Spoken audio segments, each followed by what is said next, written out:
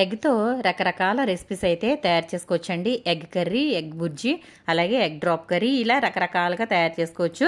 అలాగే ఎగ్తో ఆమ్లెట్ వేసుకుని దానితో కర్రీ ఎప్పుడైనా తిన్నారా? ఇది చాలా టేస్టీగా ఉంటుందండి. అలాగే చాలా ఈజీగా కూడా తయారు చేసుకోవచ్చు. ఒక్కసారి తిన్నారంటే మళ్ళీ మళ్ళీ తయారు చేసుకుని తింటారు, అంత బాగుంటుంది ఈ కర్రీ. మరి ఈ కర్రీ ఏ విధంగా తయారు చేసుకోవాలో, దీని ప్రాసెస్ ఏంటో మొత్తం అయితే చూసేద్దాము. వీడియో ఎక్కడా కూడా స్కిప్ చేయకుండా చూడండి. స్కిప్ చేసినట్లయితే ఏమీ అర్థం కాదండి. కాబట్టి ఎక్కడ స్కిప్ చేయకుండా వీడియో అయితే పూర్తిగా చూసేయండి. అలాగే మన ఛానల్ ఫస్ట్ టైం చూస్తున్న వాళ్ళైతే తప్పకుండా సబ్స్క్రైబ్ చేసుకోండి, లైక్ చేయండి. మరి వీడియోలోకి వెళ్ళిపోదామా?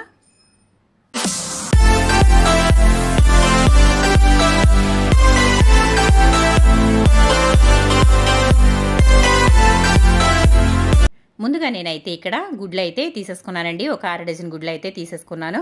ఆ తర్వాత ఒక బౌల్ అయితే తీసుకున్నాను. దాంట్లో కొంచెం అయితే ముందు వాటర్ వేసుకుందామండి. వాటర్ వేసుకున్న తర్వాత ఇందులో ఒక 1/2 స్పూన్ వరకు సాల్ట్ వేసుకోవాలి. ఆ తర్వాత ఒక 1/2 స్పూన్ కారం అయితే వేసుకోవాలి. ఈ విధంగా వాటర్ వేసుకుని ఉప్పు కారం వేసుకుని ఈ విధంగా కలుపుకోవడం వల్ల మనకి గుడ్లలో ఆమ్లెట్ వేసుకుంటాం కదా, అప్పుడు గడ్డలుగా లేకుండా చక్కగా ఇలా అయితే మొత్తం కలిసిపోతుందండి. ఇలా చేసుకోవడం వల్ల ఇప్పుడైతే ఇలా కలిపేసుకున్న తర్వాత మనం గుడ్లు అయితే ఇందులోకి పగలగొట్టుకుని వేసేసుకుందామండి. చాలామంది ఒక్కొక్క ఎగ్ని విడివిడిగా కొట్టి వేసుకుంటూ ఉంటారు, అంటే ఎగ్ మంచిదా కాదా అని. కానీ మనం ఎగ్ చెక్ చేసుకున్నప్పుడు ముందుగానే వాటర్లో అయితే వేసినప్పుడు ఎగ్ ములిగితే మంచిదేనండి. కాబట్టి నేనైతే అలా చెక్ చేశాను కాబట్టి డైరెక్ట్గా ఇందులోకి కొట్టేస్తున్నాను. ఇవన్నీ మంచి ఎగ్సేనండి. చూసారు కదా, ఇలా అయితే గుడ్లు అయితే అన్నీ కొట్టేసుకుని ఒకే గిన్నెలోకి వేసేసుకుందాము. ఈ విధంగా ఆమ్లెట్తో కర్రీ చేసుకుంటే చాలా బాగుంటుందండి. పిల్లలు కూడా ఎంతో ఇష్టంగా తింటారు.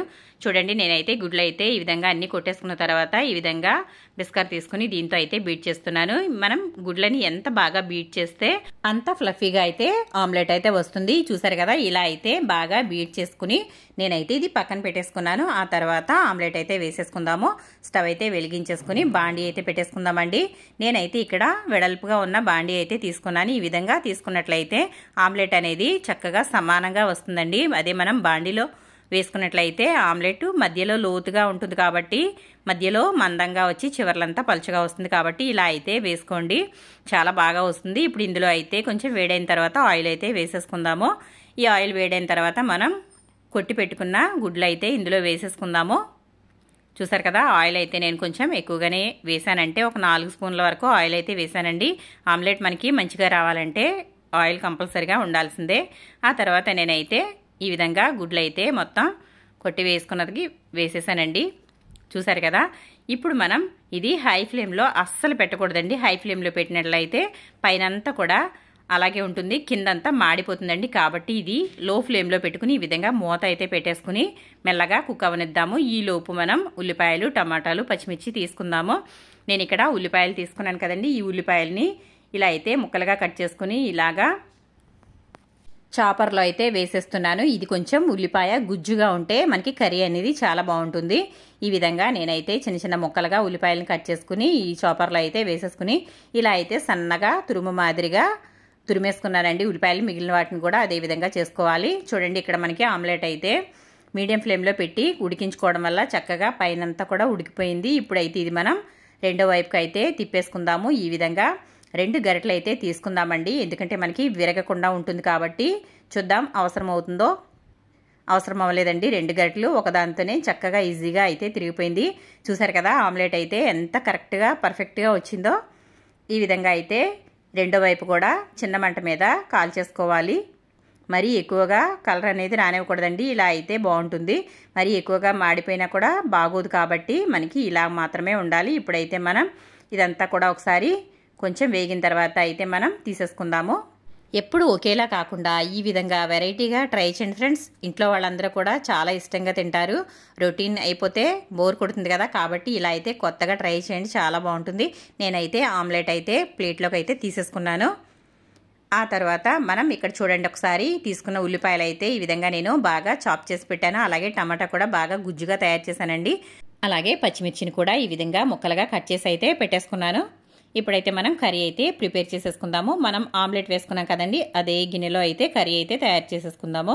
స్టవ్ వెలిగించుకుని ఆయిల్ అయితే వేసేసాను. కర్రీకి సరిపడా ఆయిల్ వేసుకోవాలండి, మరీ ఎక్కువగా అవసరం లేదు. ఇది ఎంత ఆయిల్ ఉన్నా కూడా కర్రీ అనేది చాలా బాగుంటుంది. అలాగే నేనైతే ఉల్లిపాయలు ఈ విధంగా చాప్ చేసుకున్నాం కదా సన్నగా, ఇదైతే వేసేసుకుందాము.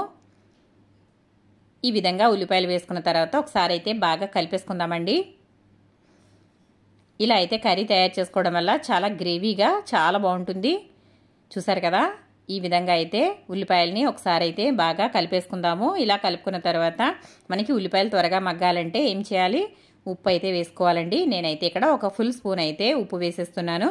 ఉప్పు వేసేసుకున్న తర్వాత మళ్ళీ ఒకసారి ఈ విధంగా కలిపేసుకుని మూత అయితే పెట్టేసుకుని ఉల్లిపాయలు మంచి రంగు వచ్చే వరకు వేయించుకుందాము. ఈ ఉల్లిపాయలు బాగా వేగాలండి, అప్పుడే మనకి కర్రీ అనేది చాలా బాగుంటుంది. చూసారు కదా, ఇలా అయితే బాగా కలిపేసుకోవాలి. కలుపుకున్న తర్వాత మూత అయితే పెట్టేసుకుందాము. ఒక 2 నిమిషాల పాటు బాగా మగ్గిన తర్వాత అయితే చూద్దామండి. మధ్యలో పచ్చిమిర్చి ముక్కలు కూడా వేసేస్తున్నాను. ఇప్పుడు ఒక 2-3 నిమిషాల తర్వాత చూడండి, ఒకసారి ఉల్లిపాయలు అయితే కలిపేసుకుందాము.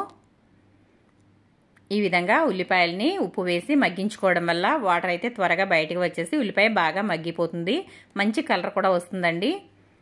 మధ్యలో కలుపుకున్న తర్వాత మళ్ళీ ఒకసారి చూద్దాము. చూసారా, ఉల్లిపాయ అయితే మనకి చక్కగా మంచి కలర్ అయితే వచ్చేసిందండి. సరిపోతుంది, ఈ విధంగా వేగితే చాలు. ఇప్పుడైతే మనం ఇందులో అల్లం వెల్లుల్లి పేస్ట్ అయితే వేసేసుకుందాము. అల్లం వెల్లుల్లి పేస్ట్ ఒక స్పూన్ అయితే అప్పటికప్పుడు నూరుకున్నదైతే బాగుంటుందండి. కాబట్టి ఫ్రెష్ అల్లం వెల్లుల్లి పేస్ట్ అయితే ఇందులో ఒక స్పూన్ అయితే వేసుకోవాలి. చూసారు కదా, ఇప్పుడు ఇదంతా ఒకసారి బాగా కలిపేసుకుందాము. మనం ఉల్లిపాయల్ని పేస్ట్ చేసుకున్నా లేదంటే ఈ విధంగా బాగా సన్నగా తురిమినా మనం ఎంత ఆయిల్ వేసినా కూడా కనిపించదండి. ఆయిల్ కనిపించడం లేదని ఇంకా ఆయిల్ వేస్తే ఆయిల్ ఎక్కువైపోతుందండి. కాబట్టి ఇలాగే సమానంగా చూసుకుని అయితే వేసుకోవాలి. ఇప్పుడైతే ఉల్లిపాయలు అయితే చక్కగా వేగిపోయాయి. ఇప్పుడైతే మనం ఒకసారి మూత అయితే పెట్టేసుకుందాము. ఒక 2 నిమిషాల పాటు మగ్గిన తర్వాత ఇప్పుడైతే చూద్దామండి. చూసారు కదా, ఉల్లిపాయలు అయితే మంచి కలర్ అయితే వచ్చేసాయి. ఈ విధంగా ఎర్రగా వేగాలండి.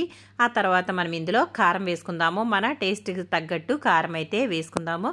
నేనైతే ఇక్కడ 2 స్పూన్ల వరకు కారం వేస్తున్నాను. అలాగే ఒక 1/2 స్పూన్ వరకు పసుపు అయితే వేస్తున్నాను. మనం ముందుగానే ఉప్పు వేసాం కాబట్టి ఇంకా ఉప్పు అయితే లాస్ట్లో ఒకసారి సరి చూసుకుంటే సరిపోతుంది. కారం పసుపు వేసుకున్న తర్వాత ఇది ఒకసారి అయితే బాగా కలిపేసుకోవాలి. అలాగే మనం కారం పచ్చివాసన పోయే వరకు అయితే మూత అయితే పెట్టేసుకుందాము. 2 నిమిషాల పాటు మగ్గినట్లయితే కారం అనేది పచ్చివాసన రాకుండా ఉంటుంది. చూడండి, మూత అయితే పెట్టేసుకున్నాను కదా. ఇప్పుడైతే 1 నిమిషం పాటు వేగిన తర్వాత ఇప్పుడు ఓపెన్ చేసి చూపిస్తున్నాను. చూడండి ఒకసారి, మనకి చక్కగా కారం అంతా కూడా బాగా వేగిపోయింది. ఇప్పుడు మనం ఇందులో ముందుగానే టమాటాలని బాగా పేస్ట్ లాగా తయారు చేసి పెట్టుకున్నాం కదండి, ఇదైతే వేసేసుకుందాము. టమాటా ఈ విధంగా వేసుకోవడం వల్ల ఈ కర్రీలోకి చాలా టేస్ట్గా ఉంటుందండి. అలాగే ఎక్కడ ముక్కలైతే తగలకుండా మంచి గుజ్జుగా ఉంటుంది ఈ కర్రీ అయితే. చూసారు కదా, ఇప్పుడైతే ఈ విధంగా ఒకసారి బాగా కలిపేసుకోవాలి. టమాటా వేసిన తర్వాత ఈ టమాటా బాగా మగ్గనిద్దామండి. మనం గుజ్జుగా వేసాం కాబట్టి చాలా త్వరగానే మగ్గిపోతుంది. ఇలా అయితే బాగా కలిపేసుకున్న తర్వాత మూత అయితే ఒక 2 నిమిషాల పాటు పెట్టేసుకుందాము. 2 నిమిషాల తర్వాత అయితే చూద్దాం. చూడండి ఒకసారి, టమాటా మనకి చక్కగా మగ్గిపోయింది. ఈ విధంగా బాగా మగ్గిన తర్వాత మనమైతే ఇప్పుడు వాటర్ అయితే వేసుకుందామండి. మనం టమాటాని గుజ్జుగా తయారు చేసుకున్నాం కదా, అందులోనే కొంచెం వాటర్ అయితే వేసుకుని ఈ విధంగా వేసేసుకోవాలి. మనకి ఎంత అయితే కర్రీకి సరిపోతుందో అంత వాటర్ అయితే వేసుకోవాలండి. మనకి బాగా డ్రైగా కావాలనుకుంటే తక్కువగా వేసుకోవచ్చు. కొంచెం గ్రేవీగా కావాలనుకుంటే కొంచెం అయితే వాటర్ ఈ విధంగా చిన్న గ్లాసులు అయితే వేసేసుకోవాలి. నాకైతే కొంచెం గ్రేవీగా కావాలి కాబట్టి నేనైతే ఈ విధంగా 1 గ్లాస్ వాటర్ అయితే వేసేసుకున్నాను. ఇప్పుడు ఈ విధంగా తయారు చేసుకున్న తర్వాత బాగా కలిపేసుకుని మనమైతే కొంచెం సేపు దీనిని ఉడకనిద్దామండి. ఈ విధంగా బాగా కలుపుకోవాలి. చూసారు కదా, ఈ విధంగా వాటర్ అయితే వేసుకోవడం వల్ల మనం ఆమ్లెట్ వేసిన తర్వాత కూడా కొంచెం అది వాటర్ పీల్చుకుంటుంది కాబట్టి కొంచెం పులుసులాగా ఉండేటట్టయితే వాటర్ వేసాను. ఇప్పుడు ఇది ఒక 5 నిమిషాల పాటు హై ఫ్లేమ్లో మరిగించుకోవాలి. ఇలా మరిగిన తర్వాత అయితే మనకి కర్రీ అయితే ఈ విధంగా తయారైంది. మనకి ఆయిల్ అంతా కూడా సపరేట్ అయిపోయిందండి. మనకి ఆల్మోస్ట్ కర్రీ అయితే దగ్గరికి వచ్చేసినట్లే. ఈ విధంగా ఉన్నప్పుడైతే మనం ఒకసారి ఇలా బాగా అయితే కలిపేసుకోవాలి. ఆ తర్వాత ఇందులో కొంచెం ధనియాలు జీలకర్ర కలిపి చేసుకున్న పొడి అయితే వేసుకోవాలి. అది వేసుకోవడం వల్ల కర్రీ అనేది చాలా టేస్టీగా ఉంటుంది. మీకు ఒకవేళ మసాలాగా కావాలనుకుంటే కనుక ఇందులో మీరు గరం మసాలా కూడా వేసుకోవచ్చండి. నేనైతే ఓన్లీ ధనియాలు జీలకర్ర మాత్రం పౌడర్ చేసి ఈ విధంగా అయితే వేస్తున్నాను. ఇది 1 స్పూన్ అయితే వేసాను. ఇప్పుడు ఇదంతా ఒకసారి బాగా కలిపేసుకుందాము. చూసారు కదా, మనకి చూడటానికైతే కర్రీ అయితే మంచిగా స్పైసీగా మంచి కలర్ఫుల్గా కనిపిస్తుంది. చాలా స్పైసీగా ఉంటుందండి. ఇది చాలా బాగుంటుంది. నోరు బాగా లేనప్పుడు చాలామంది చారని పచ్చడని తింటూ ఉంటారు కదా, కాదండి ఇది చేసుకోండి. చక్కగా నోటికి చాలా బాగుంటుంది ఈ కర్రీ అయితే. ఈ విధంగా అయితే ఒకసారి అయితే బాగా కలిపేసుకున్న తర్వాత 2 నిమిషాల పాటు ఉడికిన తర్వాత మనం ఆమ్లెట్ అయితే వేసుకుందాము. ఈ ఆమ్లెట్ని మనం డైరెక్ట్గా వేసుకోకుండా దీనిని అయితే నేను 4 పీసెస్గా అయితే కట్ చేస్తున్నానండి. ఇలా చేసుకోవడం వల్ల చక్కగా చూడటానికి బాగుంటుంది, అలాగే తినడానికి కూడా బాగుంటుంది. మీకు ఎన్ని అయితే కావాలో అన్ని ముక్కలు అయితే ఇలా అయితే ట్రయాంగిల్ షేప్లో కూడా కట్ చేసుకోవచ్చండి. మీకు ఒకవేళ ఇలా పెద్దగా అవసరం లేదు అనుకుంటే చిన్న ముక్కలుగా కూడా కట్ చేసుకోవచ్చు. కానీ ఈ విధంగా వేసుకోవడం వల్ల చాలా బాగుంటుంది కాబట్టి నేనైతే 4 పీసెస్గా అయితే కట్ చేశాను. ఈ విధంగా నేనైతే అట్ల కాడతో అయితే కట్ చేసేసానండి. చూసారు కదా, ఇలా అయితే కట్ చేసుకోవాలి. ఇప్పుడు మనం ఈ విధంగా కట్ చేసుకున్న దానిని కర్రీలో అయితే వేసేసుకుందాము. చూసారు కదా, కర్రీ అయితే మనకి ఆయిల్ అంతా కూడా బయటకు వచ్చేసిందండి. కర్రీ అయితే మనకి రెడీ అయిపోయింది. ఇంకా ఆమ్లెట్ అయితే కూడా వేసేసుకుందాం ఇందులో. ఈ విధంగా ఆమ్లెట్ని జాగ్రత్తగా వేసుకోవాలి. చూసారు కదా, మనకి కర్రీ పులుసుగా ఉంది అనుకుంటారేమో, కానీ కాదండి. మనకి ఆమ్లెట్ వేసిన తర్వాత ఆమ్లెట్ అయితే పూర్తిగా ఇదంతా కూడా పీల్ చేసుకుంటుందండి. మనకి కర్రీ దగ్గరగా అయిపోతుంది, గ్రేవీ కర్రీ లాగా అయిపోతుంది.